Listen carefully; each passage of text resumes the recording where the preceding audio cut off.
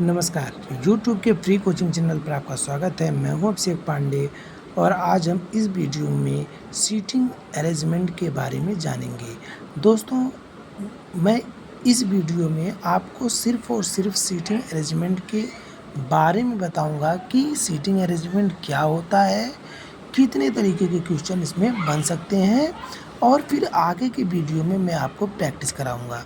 ऐसा इसलिए क्योंकि अगर मैं एक ही वीडियो में आपको इंट्रोड्यूस भी करूं और प्रैक्टिस भी कराऊं तो वीडियो की लेंथ काफ़ी ज़्यादा लंबी हो जाएगी और फिर मैं शायद उतने अच्छे से एक्सप्लेन भी ना कर सकूं। तो वीडियो की शुरुआत करते हैं और सबसे पहले समझते हैं कि सीटिंग अरेंजमेंट क्या होता है।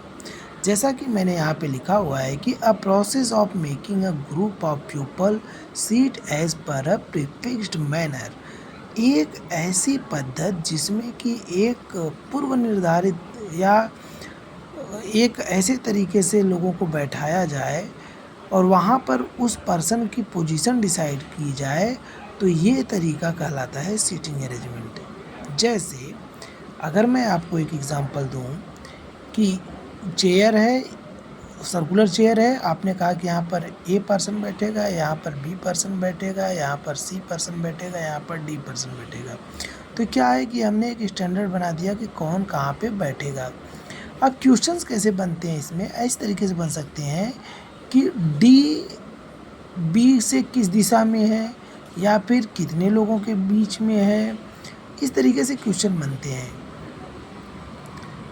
आपको बता दिया जाएगा कि डी ए के लेफ़्ट में है एक पोजीशन, तो वह बी से कितनी दूरी पर है, इस तरीके से आपको क्वेश्चन मिलेंगे। तो सबसे पहले जानते हैं कि सीटिंग अरेंजमेंट कितने प्रकार के होते हैं। सीटिंग अरेंजमेंट को हम यहाँ पर 4 कैटेगरी में डिवाइड करेंगे। तो जो पहला कैटेगरी है वो है लीनियर सीटिंग अरेंजमेंट, दूसरी कैटेगरी है वो है सर्कुलर सीटिंग अरेंजमेंट, तीसरी कैटेगरी है पॉलीगोनल अरेंजमेंट और एक चौथी कैटेगरी है जो कि होगी कॉन्सेंट्रिक अरेंजमेंट। तो अब हम बात करते हैं कि लीनियर सीटिंग अरेंजमेंट क्या होती है। जैसा कि नाम से ही क्लियर है, लीनियर मतलब एक लाइन में जब लोग बैठे हुए हों। तो ये टेबल है, मान लीजिए वो बिल्कुल फ्लैट है, तो चूँकि लोग एक ही लाइन में बैठे हुए हैं तो ये एक लीनियर सीटिंग अरेंजमेंट हुआ। अब इसमें भी 3 अलग-अलग कैटेगरी होंगी। अब पहली कैटेगरी कहेगी जिसको हम बोलेंगे सिंगल रो यूनिडायरेक्शनल, मतलब एक ही रो होगी और एक ही दिशा में होगी। मतलब कि एक रो है, एक सीट है, ठीक है, इसे मेज समझ सकते हैं, बेंच समझ सकते हैं और इस पर जब भी कोई पर्सन बैठा हो, एक पर्सन हो या कई पर्सन हो और एक ही दिशा में सब मुँह करके बैठे हों तो उसे सिंगल रो यूनिडायरेक्शनल कहेंगे।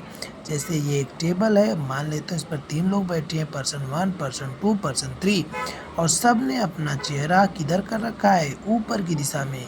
और चूँकि हम मैप में ऊपर की डायरेक्शन को नॉर्थ बोलते हैं तो यहाँ पर हमने आपको इंडिकेट करके दिखा दिया कि सब ने नॉर्थ दिशा में अपना मुँह किया हुआ है। तो क्या हुआ कि एक लीनियर टेबल थी तो ये लीनियर सीटिंग हुई, चूँकि सब लोग एक डायरेक्शन में मूव किए हुए हैं तो इसलिए सब सिंगल रो यूनिडायरेक्शनल हो गया। सिमिलरली दूसरा जो टॉप पॉइंट है इसका वो है सिंगल रो बाई डायरेक्शनल, मतलब एक ही रो होगा लेकिन 2 दिशाओं में लोग बैठे हों। तो जैसे एक ही रो है और मान लेते हैं 3 पर्सन बैठे हैं, पर्सन 1, पर्सन 2, पर्सन 3, जिनमें से कि पर्सन 1 जो है उसका फेस नॉर्थ डायरेक्शन में है, पर्सन 3 का भी फेस नॉर्थ डायरेक्शन में है, जबकि जो पर्सन 2 है उसका फेस साउथ डायरेक्शन में है। तो यहाँ पर आप देख रहे हैं कि सबका फेस एक ही डायरेक्शन में नहीं है, तो ये हो गया सिंगल रो बाई डायरेक्शनल। और जो अब तीसरी टाइप है लीनियर सीटिंग अरेंजमेंट की, वो है ड्यूल रो। नाम से ही क्लियर है, जिसमें 2 रो होंगी। जब आपको 2 अलग-अलग टेबल दे दी गई हैं लेकिन ये लीनियर टेबल हैं और इस पर लोग बैठे हुए हों, जैसे ये टेबल 1, टेबल 2 हो गई, रो 1, रो 2। अब यहाँ पर हमने 5 लोगों को बैठा कर दिखाया है। अब इसमें ज़रूरी नहीं कि सबका फेस एक ही डायरेक्शन में हो या फिर सबका फेस दूसरे डायरेक्शन में हो या कुछ का एक डायरेक्शन में कुछ का दूसरे डायरेक्शन में हो। तो यहाँ पर कुछ भी क्वेश्चन आपसे पूछा जा सकता है। मैं आपको इसलिए अभी बता रहा हूँ ताकि आपका एक बेसिक कॉन्सेप्ट दिमाग में बैठे। अब आते हैं दूसरे टाइप के ऊपर जो कि है सर्कुलर सीटिंग अरेंजमेंट। जब लोग सर नाम से क्लियर है कि जब लोगों की सीटिंग कैसी हो, सर्कुलर हो। सर्किल मतलब गोला होता है।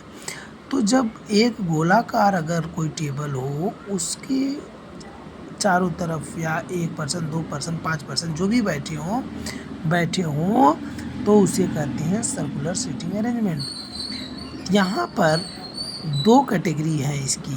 पहला है सर्कुलर यूनिडायरेक्शनल और दूसरा है सर्कुलर बाई डायरेक्शनल। तो नाम से ही क्लियर है, जब सर्कुलर टेबल पे लोग एक ही दिशा में मुंह करके बैठे तो सर्कुलर यूनिडायरेक्शनल होगा, और जब सर्कुलर टेबल के चारों तरफ लोग दोनों तरफ मुंह करके बैठे तब वो सर्कुलर बाई डायरेक्शनल होगा। जैसे एक टेबल है और उसके चारों तरफ आप देख सकते हैं कि सब लोग एक ही तरफ मुँह करके बैठे हैं, और यहाँ पर क्या है, सब लोग दूसरी तरफ बिल्कुल मुँह करके बैठे हैं। तो यहाँ पर यूनिडायरेक्शनली हो गया, ये भी यूनिडायरेक्शनली, क्योंकि या तो सब लोग दूसरी तरफ देख रहे हैं, यहाँ पर सब लोग इस अंदर की तरफ देख रहे हैं। तो देखिए यहाँ पर मैंने नॉर्थ या वेस्ट की डायरेक्शन नहीं बताई है कि इधर नॉर्थ देख रहा है कोई वेस्ट देख रहा है। यहाँ पर जो डायरेक्शन है उसका मतलब 2 डायरेक्शन है, या तो इनसाइड या तो आउटसाइड। जब लोगों का मुंह एक ही तरफ होगा, एक दूसरे को देख रहे होंगे, टेबल के सेंटर की तरफ होगा तो उसे हम इनसाइड फेसिंग कहते हैं।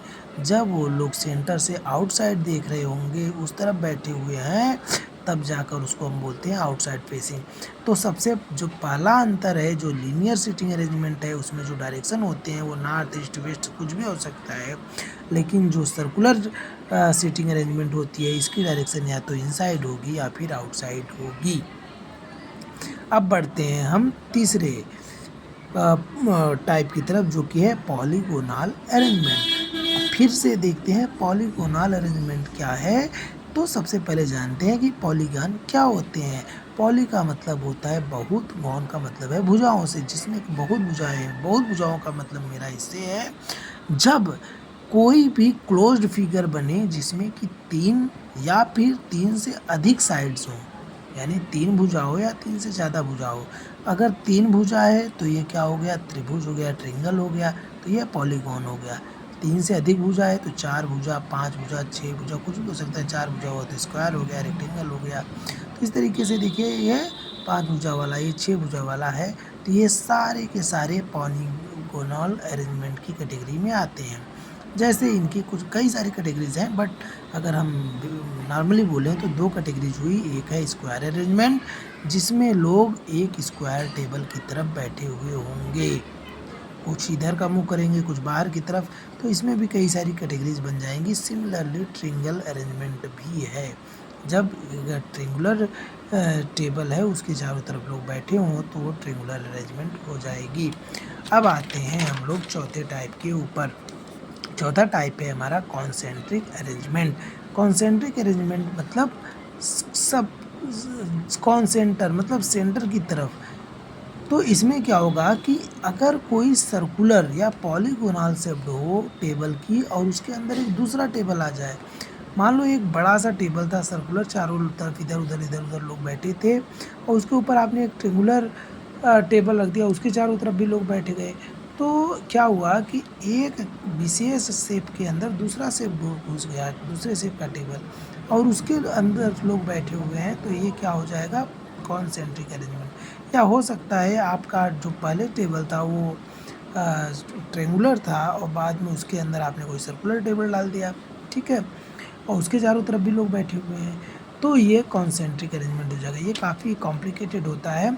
तो आप जितने ज़्यादा प्रश्न सॉल्व करोगे, जितनी ज़्यादा प्रॉब्लम को सॉल्व करेंगे, जितनी ज़्यादा प्रैक्टिस करेंगे, आप इसको उतनी से अच्छे से सॉल्व कर सकते हैं।